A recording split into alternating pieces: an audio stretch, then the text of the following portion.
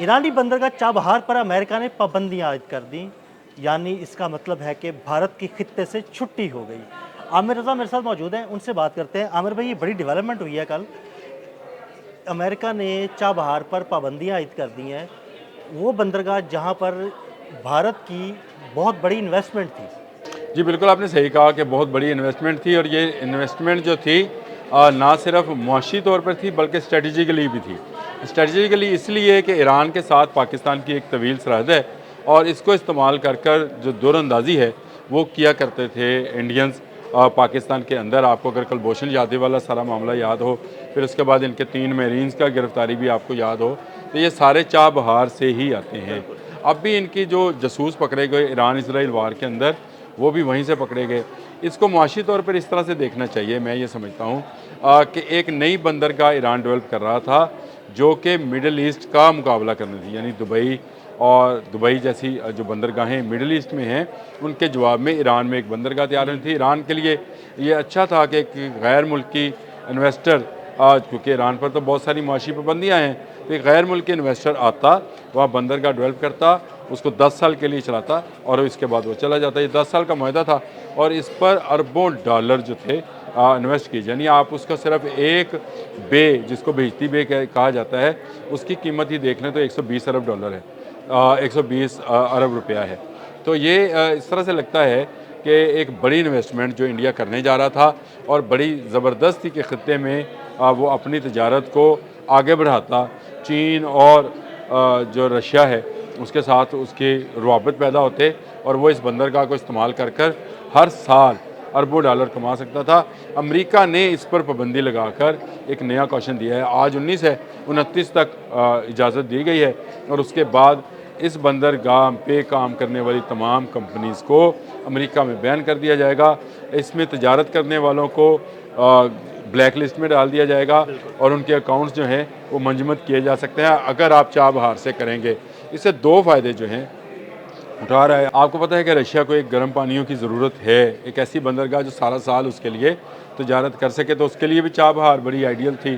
फिर ईरानी तेल और रशियन तेल की इंडिया को जो फ़रोख्त है वो भी इसी बंदरगाह की मरहून मिन्नत थी और इसको बैरूनी दुनिया में बेचने का काम भी जो इंडिया कर रहा था as an a third party इसको कह लें या इसको कह लें ठेकेदारी कह लें, कि रशिया से तेल ख़रीदा, ईरान से ख़रीदा और उसको बाहर भेज दिया। ये सारे मामलात उसके चाबहार के साथ इंटरलिंक थे, जिस पर अब रोक लग गई है। अगर अमेरिका ने रोक लगाई है तो आने वाले दिनों में यूरोपियन यूनियन भी इस पर रोक लगाएगी।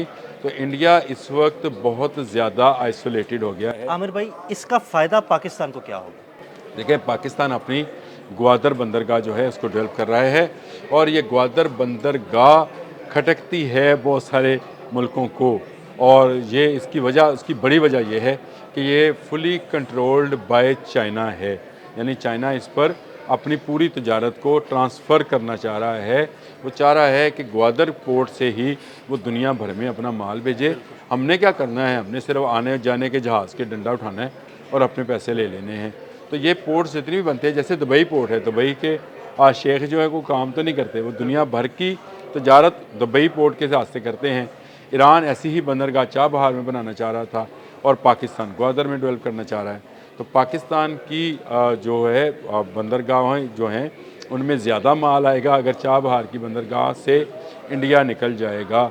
और इंडियन लॉबी के जितने इस वक्त ताजर होंगे वो सोच रहे होंगे अगर मुतबादल के तौर पे, तो उन्हें सबसे करीब तरीन ग्वादर की बंदरगाह ही मिलती है, क्योंकि बलूचिस्तान और ईरान आपस में इस तरह से मिले हुए हैं, इसी तरह से उनका समुंदर भी करीब करीब है। तो ये एक बड़ी डेवलपमेंट खत्े में इस हवाले से कही जा सकती है कि पाकिस्तान को तो ग्वादर के हवाले से बहुत फ़ायदा होगा, लेकिन ईरान पर कुछ पाबंदियों का जो है मज़ीद असर होगा। जो बैरूनी सरमायाकारी ईरान में आ रही थी उसको दचका ज़रूर लगेगा, लेकिन उसके लिए ईरान ने एक अच्छी हिकमत अमली अपनाई है कि जंग मई के बाद से और इसराइल ईरान वार के बाद से वो इंडिया से ज़रा हटा है, पाकिस्तान की तरफ उसने कदम बढ़ाया है। और ये ऐन मुमकिन है कि अगर ग्वादर की बंदरगाह चाइनीज़ डेवलप कर रहे हैं तो इसी बंदरगाह का अगला फ़ेज़ जो है वो चाबहार की तरफ ले जाएँ, क्योंकि इंडियंस के लिए मुमकिन नहीं रहेगा चाबहार में काम करना अगर वहाँ से तजारत ही नहीं हो सकेगी। अगर वहाँ पे कंपनीज़ को अमेरिका और यूरोप में बैन कर दिया जाएगा, जो कि डोनाल्ड ट्रंप इशारा दे गए हैं तो 29 के बाद आप यहाँ से काम नहीं कर सकेंगे।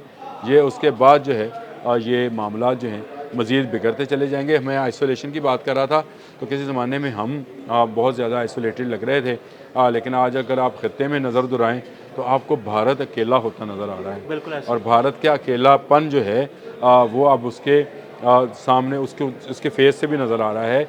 इंडिया मीडिया को अगर आप ज़रा फॉलो करें तो आपको नज़र आएगा कि बहुत सारे इंडियन मीडिया के अंदर ये आवाज़ उठाई जा रही है कि आज हमारी खारजा पॉलिसी कहाँ है। पिछले 1.5 साल में हमारे वज़ीर आज़म, हमारे वज़ीर ख़ारजा और हमारे सिपह सलार ने जितना काम किया है फ़ॉरेन पॉलिसी के ऊपर, मैं आज सुबह ही बात कर रहा था दिल साहब कि इसकी स्टडी होनी चाहिए और इसकी स्टडी को बच्चों को पढ़ाना चाहिए कि किस तरह से 1.5-2 साल पहले पाकिस्तान एक आइसोलेटेड मुल्क था।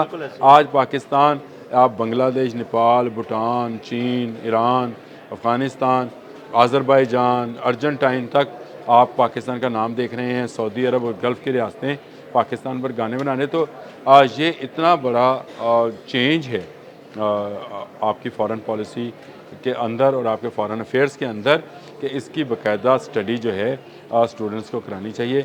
ये स्टडी जब तक नहीं कराएंगे, बच्चों को कैसे पता चलेगा कि 2 साल पहले कहा जा रहा था कि ये मुल्क दिवालिया हो गया, तो क्यों अब कहा जाता है कि इसकी ये तरक्की कर रहा है। 2 साल पहले ये कहा जा रहा था कि ये हम क्या इंडिया पर हमला कर दें।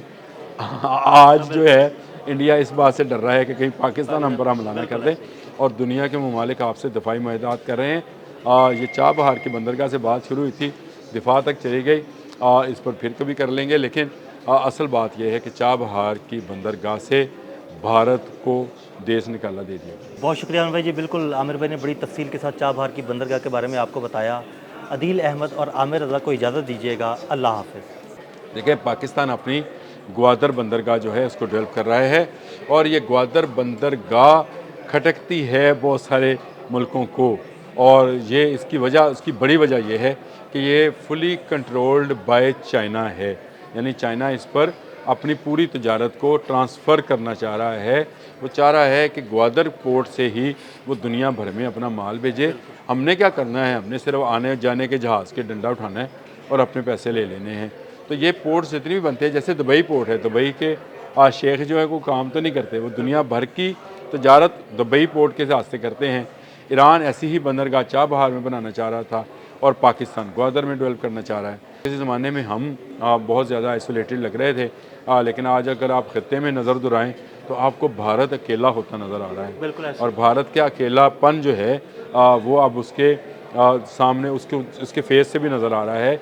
इंडिया मीडिया को अगर आप ज़रा फॉलो करें तो आपको नज़र आएगा कि बहुत सारे इंडियन मीडिया के अंदर ये आवाज़ उठाई जा रही है कि आज हमारी खारजा पॉलिसी कहाँ है।